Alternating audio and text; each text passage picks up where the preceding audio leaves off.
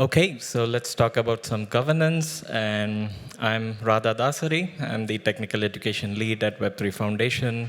Um, and OpenGov, it just launched on Polkadot. It's just been 2 weeks, so I had to update these slides like today, just to give you the latest information. Let's get started. So yeah, democracy, right? So if you look at democracy, the ideal way of how it should work, it should be of the people, by the people, and for the people, like how Abraham Lincoln thought of democracy should work. And also, it sort of works in this way that you can fool some people all the time. You can fool all the people sometimes, but you can't fool all the people all the time. So that would be the basis for democracy, even on blockchains. So talking about blockchains, on-chain governance, right? So there are just a handful of blockchains out there that use governance to make changes to the fundamental protocol, at the fundamental protocol level. Of course, there are DAOs which use governance on blockchains to modify some kind of parameters. But yeah, so I'm kind of proud to say that Polkadot is one of the pioneers in terms of on-chain governance. So how does Polkadot do that? So Polkadot is a meta protocol. It has the ability to rewrite itself. And it uses governance to be able to do it. And this is something that's very different from other blockchains. So it has the ability to have the code uploaded. Whatever changes you want to make to the protocol, you can upload the code. It's transparent, it's verifiable, and that gets voted on by the broader community. The code itself is part of the blockchain. So once the governance, the referendum sort of gets executed, immediately from the next block, all the nodes that participate in the blockchain consensus are going to create the new block with the updated code. And this is what we call forkless upgrades, and Polkadot does that efficiently. Okay, so before I mention about what has changed, from the previous governance model to what we have currently, I just need to give you a brief overview of how it used to work. So if you take a look at this, so there's public. So public here is any sort of dot holder. So the public is able to make proposals, so that enters the proposal queue. And then in the proposal queue, there's a bit of push that the community needs to give that proposal. So people have to endorse those proposals. The one with maximum endorsements is going to make it to the referenda queue. Okay, so that's one way to create a referenda on Polkadot in the previous governance model. The other way is we have a body called as the council. It's sort of like the Jedi Council. So it has 13 people. And it's democratically elected by the DOT token holders again. So these are not special individuals who have been given those powers. But it's like a democratic body which has been elected with the DOT tokens. So they have an ability to create these council motions, which could also become referenda.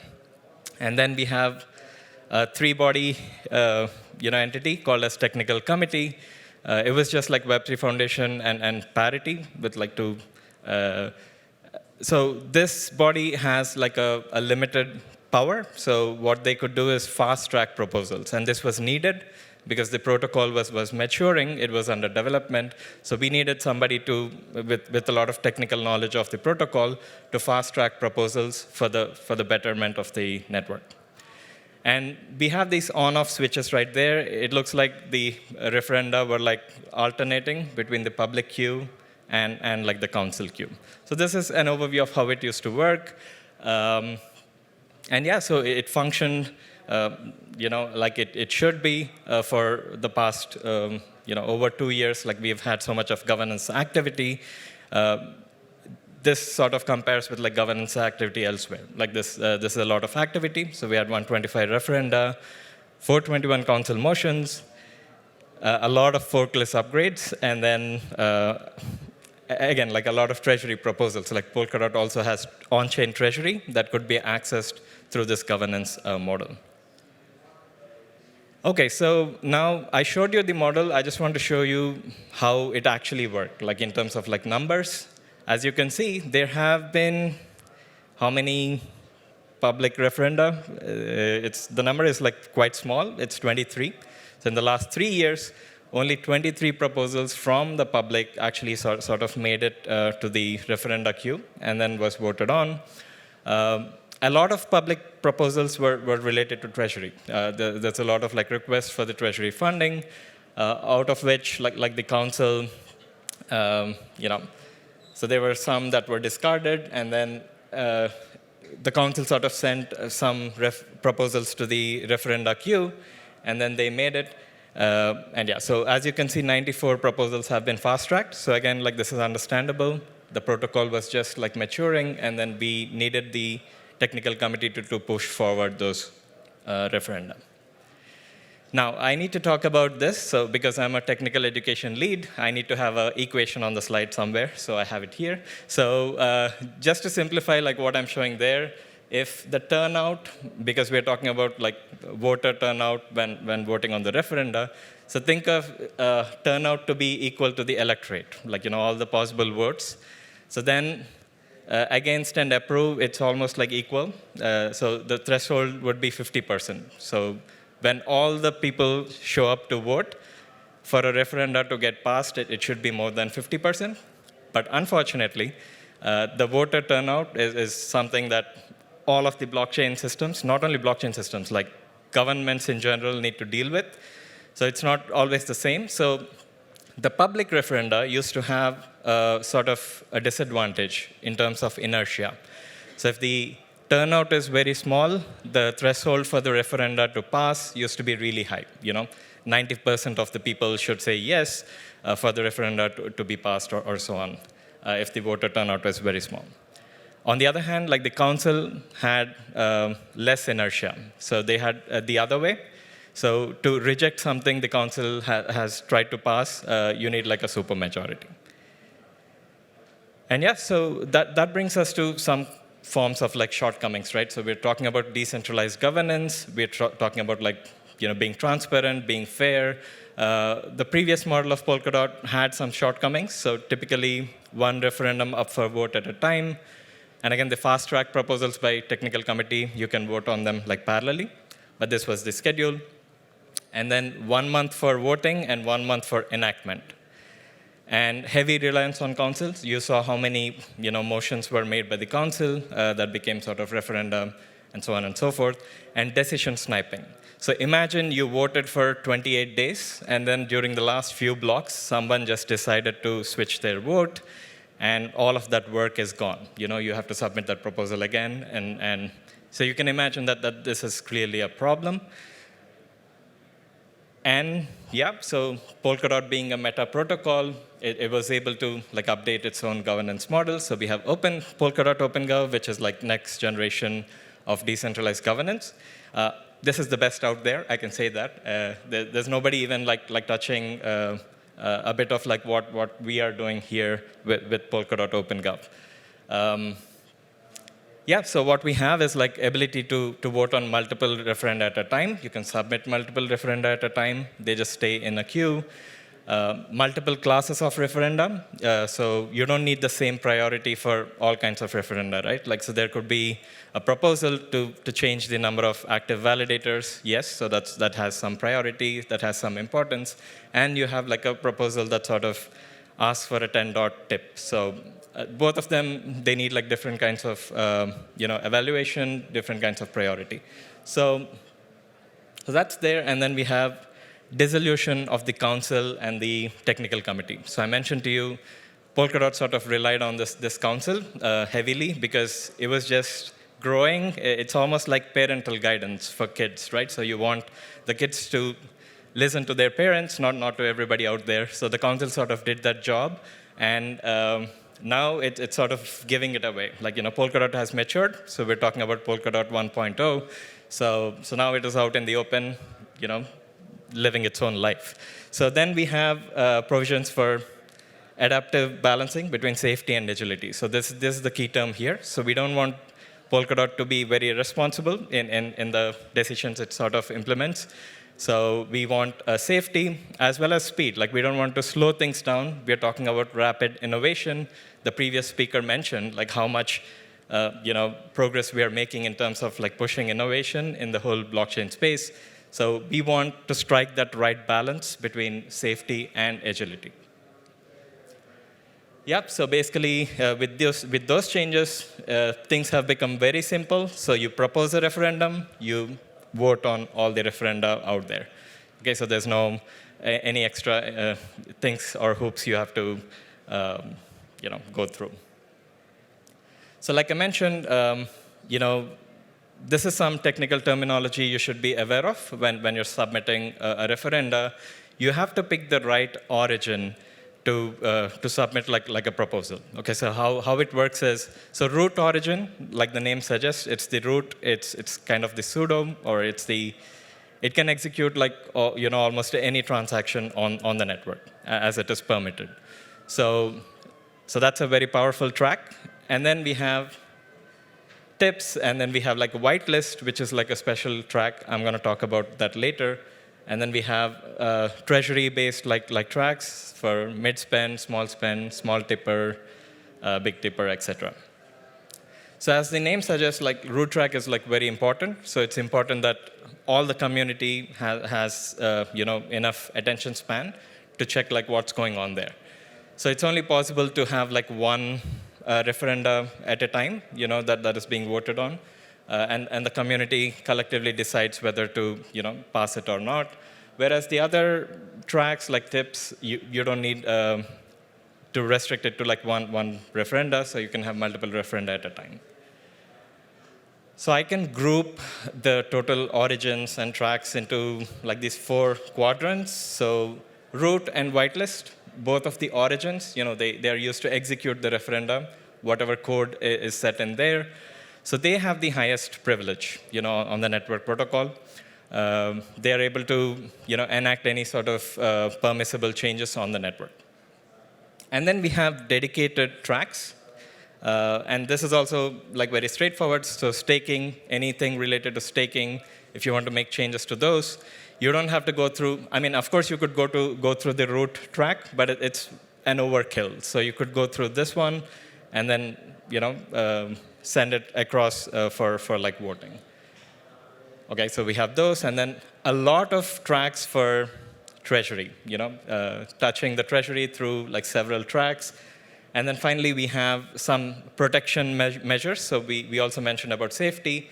So we should be able to cancel a malicious referenda or a buggy code which was embedded in the referenda, right? So those 2 tracks are very important. So referendum killer is definitely for malicious proposals. So this involves like slashing the entire deposit of the person who submitted the referendum.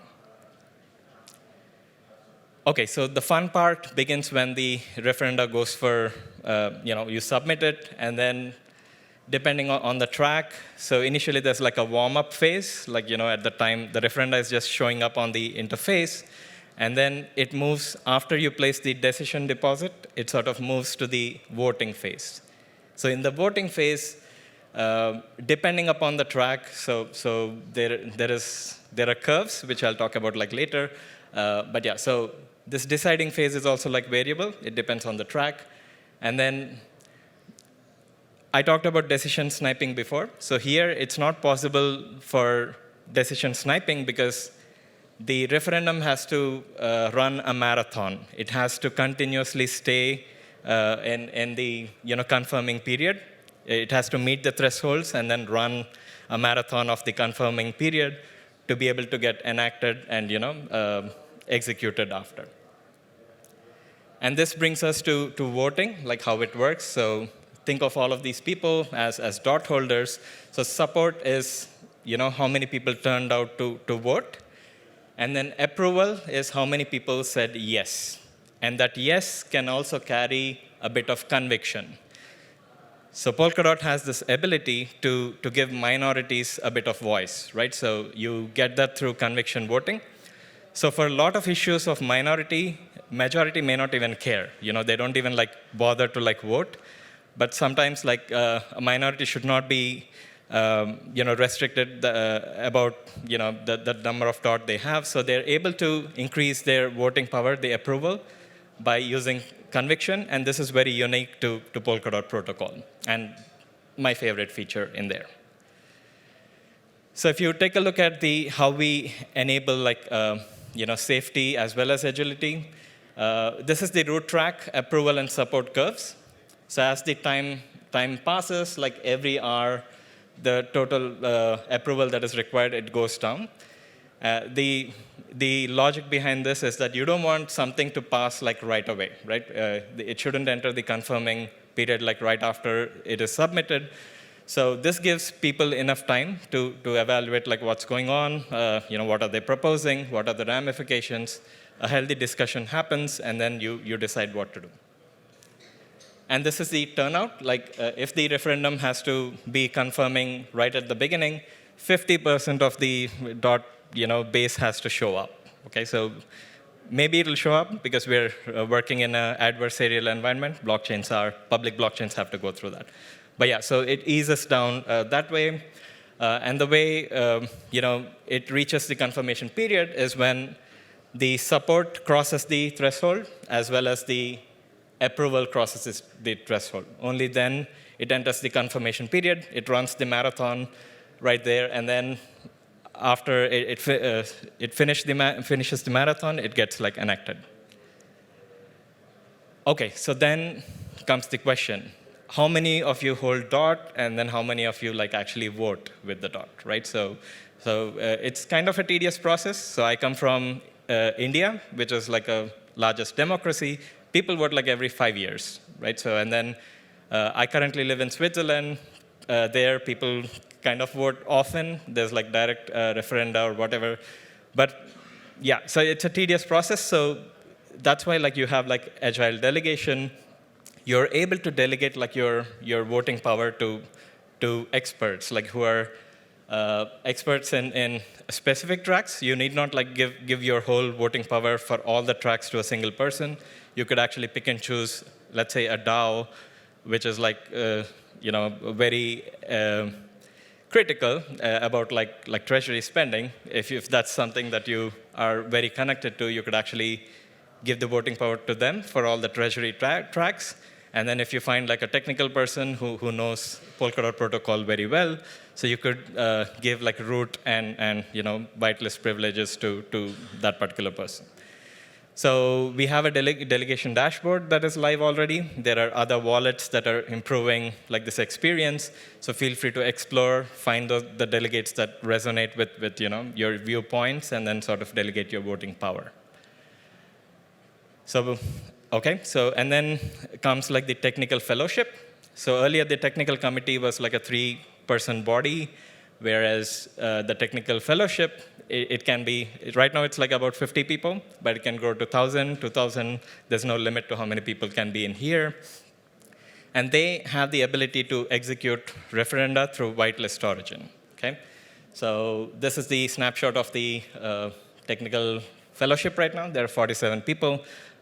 Most of them must be here in there too, so you can talk to them about how it is and how to get in. So there's actually a manifesto that tells you how to get into technical fellowship. Yeah, so just to summarize, so there are multiple tracks. As a dot token holder, you're able to vote on all of them, or you're able to delegate your dot tokens to someone else, and they'll vote on your behalf. And then there's technical Polkadot technical fellowship that's able to whitelist referenda with that can be executed with root level privileges. Okay, so half year of OpenGov on Kusama. So we had plenty of activity, more activity than Polkadot for the entire 3 years. So in just 6 months, you had that on Kusama. And then, yeah, it's been 2 weeks that OpenGov got released on Polkadot. So this is what we already have. So we have 51 public referenda, so much more than the public referenda for the entire 3 years on Polkadot. So that's a lot. So this clearly shows there's a lot of demand for submitting like referenda, from the public. But yeah, so I want to point out there, so that needs improvement, and definitely there are steps in place to improve the total voter turnout. Okay, so what happened? So 29 delegates are already up there. Feel free to pick them, and then there are 250 accounts that have already used this delegation feature, so they've delegated their voting power. 40 accounts actually changed their mind in between and then swapped delegators, and then so 6 referenda have already been executed in the last 2 weeks. That's a remarkable thing, whereas previously it's like in a month there's 1 referendum, right? So. And yeah, I'm out of time, but I'll just summarize what I have here. So there's definitely an improved UX component coming to governance. A lot of community wallets are building beautiful interfaces, very intuitive way of participating in governance or delegating your vote power. So emergence of guardians of treasury. So this is something that you can see in almost every governance forum out there, like Polkadot forum, direction channels. There's a lot of chatter, there's a lot of noise. Mostly in a constructive way to ensure the treasury funds are well spent. So more track-specific delegates, increased voter turnout. And yeah, so if there is something really wrong with OpenGov, Polkadot being a meta protocol is going to correct itself. So with that, I end the session. If you have questions, feel free to reach out to us. Thank you. Thank you so much, Radha. Well,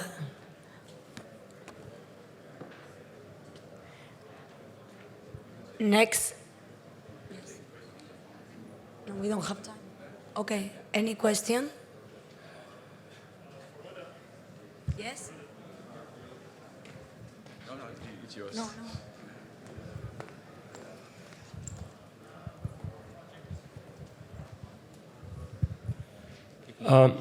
Thanks, Radha. That was great. So one thing I think about, this is all great. This OpenGov is obviously working well, but one thing that I found very bizarre about Polkadot voting system is the more tokens you have, the more say you have, and I think this is hyper, ultra, mega unfair capitalism kind of thing. I also think this is absolute regression from even the most primitive voting systems we have at the moment. So what do you think about this at Web3 Foundation, and do you have any cures for this? That's my question. But yeah, I don't mean to it's amazing progress, but yeah, this component is just I find it very wrong. So if people are having a lot of DOT tokens, it's not necessarily a bad thing. You kind of, so in that there is an assumption that they're essentially evil, or they have, of course they may have self-interest. So this is an incentive-driven blockchain. So it so happens that with this distribution, Polkadot is decentralized. The DOT token has been already distributed to multiple players. What can you achieve with this, right? So every DOT token holder is looking for the best interest of themselves as well as the network. So it so happens that if you sort of submit a proposal to better the network, you might actually get the support of the big token holder. So there's nothing holding them back from actually sniping your proposal. So that's one thing. And then, of course, if you see everything is transparent, you see these big whales, what we call them, sort of modifying something in the network they shouldn't be, then you have every right to make the noise, make the chatter, use conviction voting, find a way to cancel their referenda. Okay, thanks a lot. Oda? Hi, Hello. Tomi from Finland, ambassador. So you mentioned this voter turnout, that it needs to be propped up somehow, and you said that there's something at work, or something planned for that. Obviously, we have decided not to incentivize voting, not to give money for voting and all that, and that's understood. But someone yesterday mentioned that maybe there's reputation, for example, that more active you are in governance, the more weight your say has. Or can you elaborate on that? Yeah, so I think like I mentioned, the delegation is going to like really improve the voting turnout. So what's like the council, the 13 members, are now the delegates. So think of like them, like these politicians having like parties, or they have like a specific agenda, and then people actually delegate like their votes to them. And that sort of gives a lot of power for all these political parties that are going to be on Polkadot soon. So they get to like vote, and they vote with all the dot that is backing them, and that's going to bring the total voter turnout like up and sort of amplify.